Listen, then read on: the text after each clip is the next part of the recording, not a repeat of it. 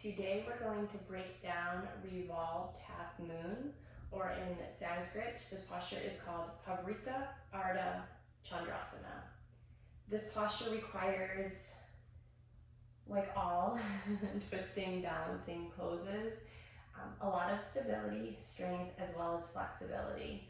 So to begin with flexibility, muscles that we want to ensure are feeling stretched out, flexible before beginning this posture would be the hamstrings, backs of your thighs, your glutes, specifically your gluteus maximus, your abs, your intercostal muscles of the back ribs. That will help with the twisting action. With this posture, we also need some strength prior to attempting this pose. This is a posture that could be a peak posture and is in fact a peak posture in many classes.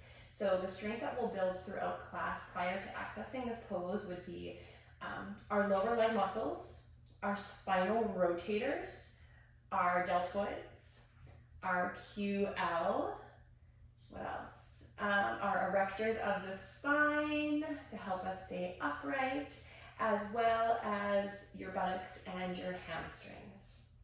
And so this is a pose if you have any hamstring or spinal injuries, or if you're pregnant, I wouldn't recommend doing this. We could take some modifications. As always, when you take a class, let your instructor know, let the lead know if you're battling any injuries or if you are pregnant. And we can always provide modifications and accommodations. So this posture, I like to start using blocks for sure. Blocks I use as a resource, not a crutch. They bring the earth a little bit closer so that we can focus on proper alignment rather than jumping into a pose because it looks good. So we'll begin today in a halfway lift with blocks under both hands. So coming into your halfway lift, fingertips, hands on blocks, lengthen your spine, gaze forward, relax your shoulders. And then stick one leg back or extend one leg back. I'll begin with planting my right foot down, sending my left leg back. Anytime I have that left leg extended back, I immediately press my abs, my transverse abdominals to my spine, and I also pivot the standing foot so that the pinky side of the foot is facing slightly down. Then make sure that your hips are level, that they are square.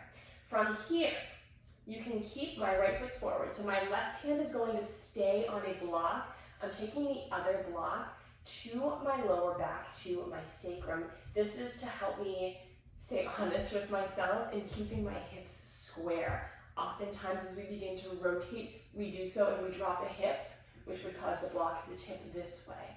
So taking that block to the sacrum, flex, elongate that back left leg in this case. Then inhale to prepare. Exhale, we'll twist, we'll reach the right arm to the sky.